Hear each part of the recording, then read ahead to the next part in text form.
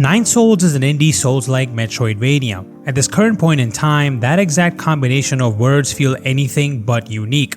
Even though a lot of indie games try this combination, some succeed, and perhaps far too many fly under the radar. But Nine Souls really stands out with its special world, inspired by Chinese culture. You'll take on the role of Yi, an ancient hero who was betrayed and a long time forgotten. Fast forward to the future and he's found by a child from a village and nursed back to health. This is also where his epic quest for revenge begins. Your objective is to reclaim New Kunlun, home of the Solarians, and defeat the 9 rulers of their forgotten sanctuary. The rulers in question are known as souls. Yes, there are a total of 9 big bads to take down, and you're in for a hell of a trip to get to each one of them in this painfully unforgiving but satisfying adventure. For a Metroidvania, there's actually quite a lot of story during Nine Souls. That's not to say that there aren't long stretches of exploration without cutscenes or story events, but I quite liked how the narrative plays an active part in the game. The dialogue is short but meaningful, balancing emotional moments with a bit of humor. There's voice acting too, but it's limited to short sounds or grunts that still manage to express a lot of feeling. If I had to describe Nine Souls in one word, it would be flow. It's not about fast-paced action, but more about how smooth everything feels. As you play, the game gives you new abilities just when you need them. For example, if you think I could use an air dash here,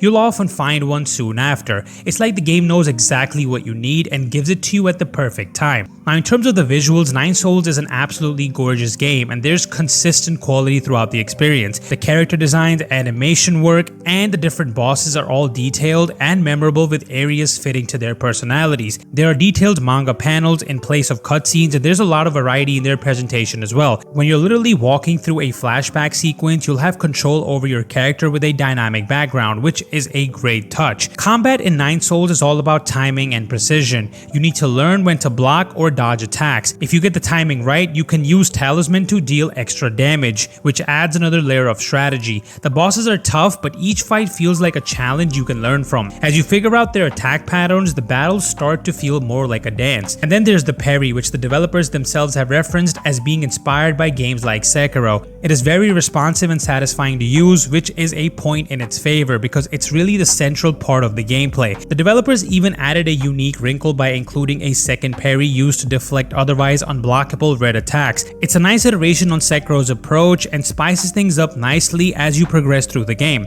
The difficulty in the game is balanced well. Some bosses may seem hard at first, but they never seem impossible. Every time you face them, you improve, and none of the fights made me want to quit the game. The game is punishingly hard if you're not willing to learn the dance of death. I died a lot, and yet at no point did I feel like the game was being unfair. I just needed to learn the steps to victory. Exploring the world also feels really good. Instead of one big connected map, each area is divided into smaller sections that are easier to manage. This makes going back through areas less overwhelming because you don't get fast travel right away, which makes exploring fields more deliberate, but once you unlock fast travel later in the game, it feels like a reward and makes it easier to move forward. One of my favorite parts of the game is the encounter with Lady Ethereal, and what turns out to be one of the best platforming sections I've seen in years, or maybe ever. I mean, this section felt like it was inspired by Celeste, which in my opinion is one of the best indie platformers that I've ever played. It's a mix of stunning visuals and great gameplay that really stands out. Throughout the game, the story keeps pulling you in. You'll get flashbacks that add to the plot and small changes in the world that help you tell the story. For example, in the Four Seasons Pavilion, which is your safe area, you'll see new details appear over time. These little touches make the world feel alive and definitely evolving as you progress through the game. Now, I put about 30 hours into the game, and I can honestly say that a third of that time was spent dying and retrying area bosses and mini boss fights.